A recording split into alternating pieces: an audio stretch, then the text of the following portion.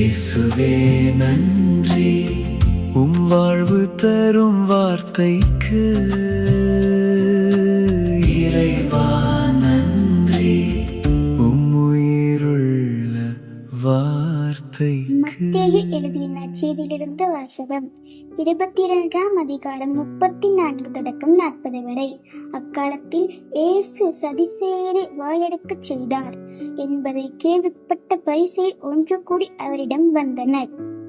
அவர்களிடையே இருந்த திருச்சட்ட அறிஞர் ஒருவர் அவரை சோதிக்கும் நேகத்துடன், போதகரிடையே திருச்சட்ட நூலில் தலை சிறந்த கட்டளை எது என்று கேட்டார்.